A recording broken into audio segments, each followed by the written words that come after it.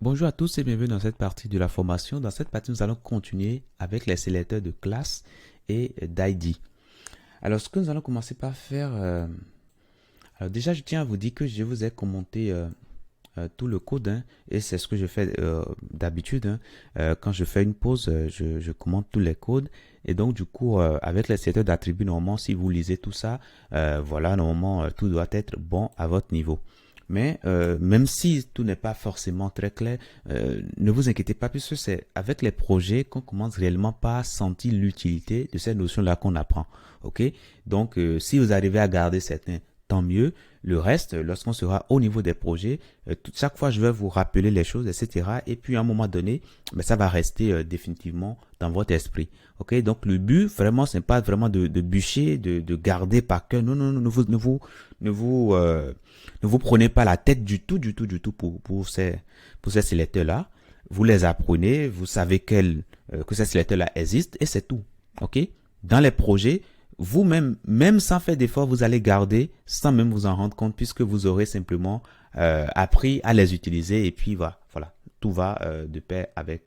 Donc, je vais fermer ça et puis je vais commencer avec un autre dossier, hein, qui s'appelle sélecteur, classe et ID.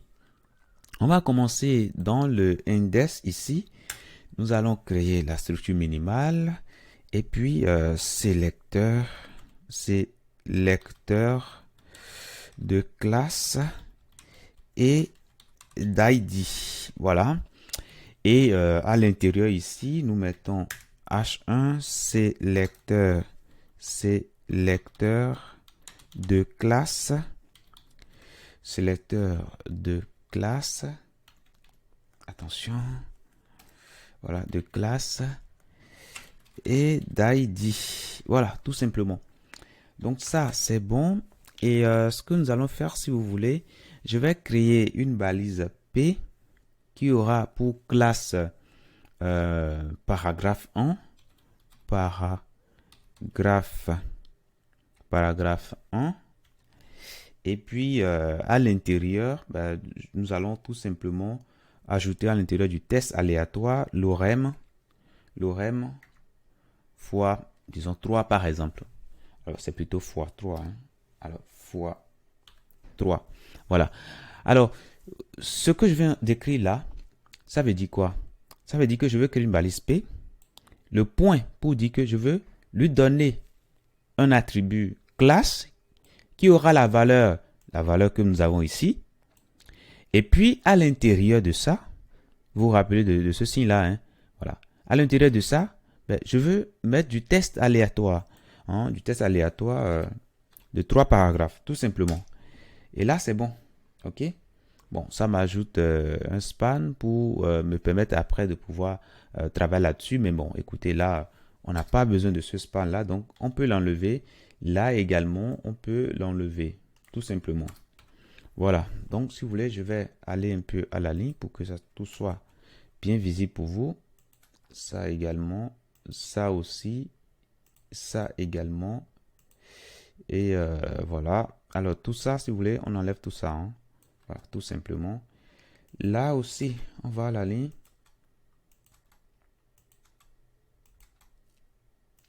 Et là, je pense que c'est presque bon, hein. Voilà, là c'est bon. On enlève ça. Et c'est bon. Je pense qu'il y a... Enfin, mais bon, c'est pas grave. On peut laisser ça ainsi. Et là, c'est bon. Donc, lorsque je vais revenir ici, hein, sur ma page, un instant, en revenant ici, bon, c'est pas lancé, ben, je vais lancer le serveur. Bon, je coupe et je relance. Et là, qu'est-ce qui va se passer? Là, voilà, ça s'affiche correctement, hein, ça s'affiche correctement. Maintenant, je vais continuer. Je vais créer plusieurs paragraphes, hein, si vous voulez. Je vais créer plusieurs paragraphes. Donc ça, je vais Shift plus Alt, flèche vers le bas. Voilà. Donc là, c'est bon. Donc, nous avons le premier paragraphe. Après, nous avons le deuxième ici. Et puis, troisième paragraphe, paragraphe 3. Et puis, cinquième paragraphe. Voilà, tout simplement. Donc, du coup, je reviens ici, hein, et là, tout se passe correctement. Vous voyez? Voilà, tout s'affiche correctement, tel que j'aurais attendu. Maintenant, une fois que c'est fait maintenant, je suppose que je veux faire des modifications sur le paragraphe 1. Hein? Alors, une première chose qui peut m'arriver à l'esprit, c'est de dire, voilà, je vais changer, je vais mettre le sélecteur P. Mais ce faisant, ben, ça va prendre tous les éléments. Moi, je ne veux pas tous les éléments. Je veux seulement l'élément P qui a tout simplement la classe paragraphe.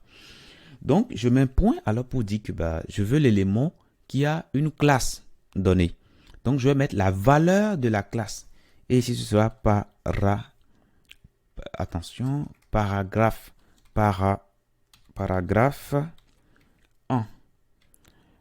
Et qu'est-ce que je veux lui faire? Bah, je veux changer sa couleur d'arrière-plan. Je veux le mettre à blue. Je veux changer également la couleur du texte qu'il y a dedans. Je veux le mettre à white. White, tout simplement. Alors, en revenant ici, qu'est-ce qui se passe?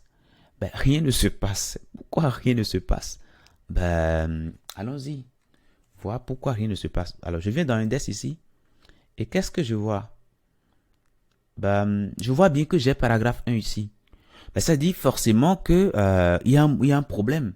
Ok, j'ai paragraphe ici. Je vérifie ici. Je vois que j'ai bien paragraphe 1. Ok. Donc, moi, je sais déjà le problème, hein, mais vraiment, je veux vous amener, quand vous avez de tels problèmes, comment est-ce que vous allez réfléchir? Puisque vous l'aurez de toute façon à un moment donné quand même. Ok? Donc, du coup, je me dis, mais pourquoi est-ce que ça ne marche? Je regarde bien l'orthographe ici. Là également, l'orthographe, c'est bon. Ici, l'orthographe, c'est bon. C'est bien dans une balise P. Donc, je ne vois pas pourquoi. Ça veut dire que forcément, que mon fichier n'arrive peut-être pas à lire hein, ce qu'il y a ici. Ok? Voilà. Donc, ce que je vais faire ici, bah, c'est d'aller voir où j'ai fait la liaison. Et là, je regarde ici dans le head. Et je regarde, je vois que, ah tiens, je n'ai pas mis, je n'ai pas fait la liaison. Donc, rapidement, je fais ma liaison. Hein, ok, je fais ma liaison. Là, j'irai dans Asset, CSS, Style. Et là, voilà, tout se passe correctement tel que je l'attends. Ok, voilà. Donc, imaginez que demain, vous dites, mais écoutez, c'est plus le paragraphe 1 que je veux changer, mais c'est plutôt le paragraphe 3 par exemple. Ben, vous mettez ça, et là, qu'est-ce qui se passe? On voit rapidement le changement. Maintenant, vous pouvez aller loin pour dire que bah, vous voulez l'appliquer. Je suppose que, allez, on va réduire un peu tout ça. Je suppose que le paragraphe 1 se trouve dans une section. Donc, section par exemple. Et dans cette section, nous avons un titre. Mes paragraphes. Je suppose que j'ai ça par exemple. Ce qui est tout à fait normal. Et je mets maintenant les deux paragraphes là à l'intérieur. Alors, qu'est-ce qui va se passer? Lorsque je viens ici, bah, rien ne change hein, parce que mon sélecteur cible bien voilà, le P que nous avons indiqué. Maintenant, imaginez que je dis, ben, je veux simplement mettre cette propriété-là aux P qui ont des classes, qui ont des valeurs de classe paragraphe 3, puisque là, ici, nous avons un seul P dans notre document, mais notez qu'on peut avoir plusieurs P avec cette même classe hein, définie. Et du coup, ben, tous ces paramètres-là, tous ces paragraphes-là, pardon, auront cette propriété-là. Mais imaginez que nous voulons restreindre hein, le champ et dire que nous allons le faire uniquement pour les P qui sont dans la balise section. Ça, on peut le faire ainsi. Alors, si je reviens ici, ben, je ne vois pas de changement ici. Ça veut dire qu'il n'y a pas d'élément, P qui a une classe, une valeur de classe paragraphe 3 qui se trouve dans section. Par contre, si je viens ici, je vois qu'il y a un élément qui a pour classe, qui a une valeur de classe paragraphe 2 et paragraphe 1. Donc ici, pour faire simple, ben, je mettrai ici paragraphe 2 par exemple. Et là, je peux mettre, si vous voulez, green. Pourquoi pas? Green. Et quand je vais ici, voilà, je vois que ça change bien. OK? Donc, vous pouvez tout simplement faire les combinaisons. Hein, les combinaisons que nous avons appris dans les sélecteurs simples. Vous pouvez faire des combinaisons avec les classes. Hein, donc, voilà. Vous pouvez également faire les combinaisons avec les sélecteurs d'attributs, hein, si vous voulez. Donc, au lieu de faire ceci, Si on veut peut-être utiliser les sélecteurs d'attributs, qu'est-ce qu'on va faire? Donc, du coup, on enlève paragraphe 2. Donc, on va réécrire ceci en utilisant les sélecteurs d'attributs. Alors, qu'est-ce qu'on va faire? Bon, déjà, on prend la partie section et on va dire qu'on veut prendre les P qui ont quoi? Qui ont un attribut classe défini et dont la valeur, c'est quoi? Dont la valeur, c'est paragraphe 2. Voilà. Et puis, on va mettre déjà les accolades et puis le contenu. Voilà. Et quand je reviens ici, j'ai la même chose que tout à l'heure. En gros, ce qu'on apprend, déjà, ce qu'on a vu précédemment est déjà suffisant pour que vous fassiez ceci, vous voyez. Mais sauf que avec cette écriture-là, c'est plus simple, c'est plus lisible. Et voilà, s'il s'agit d'une classe, le mieux, c'est de faire ça directement. OK? Voilà. Donc, voilà. Par contre, si l'attribut, par exemple, si l'attribut que vous avez dans l'élément, c'est peut-être ATTR, par exemple, ben, vous êtes obligé de passer par là, puisque vous ne pouvez pas mettre point ATTR. Quand vous mettez point ATTR, votre navigateur, lui, il ira chercher l'élément qui a une valeur de classe égale à ATTR. OK? Donc, pour les classes, on peut avoir ces deux formules-là qui vont marcher. Mais par contre, pour les attributs qui sont différents de classe, attention, voilà, ne faites pas ceci, ok? Voilà, ça, c'est valable uniquement pour les classes. Donc, voilà pour cela. Maintenant, je suppose que vous avez un identifiant dans votre document. Alors là, vous avez, je sais pas moi, vous avez plusieurs sections, hein, vous avez plusieurs sections. Et puis, alors, il y a votre dernière section. Alors, si vous voulez, je vais nettoyer tout ça. Je nettoie tout ça. Normalement, lorsqu'on vient ici, voilà, tout se passe correctement. Vous voyez, nous avons plusieurs sections. Hein. C'est bon, c'est parfait. Maintenant, ce qu'on veut faire, bah, on veut identifier notre dernière section.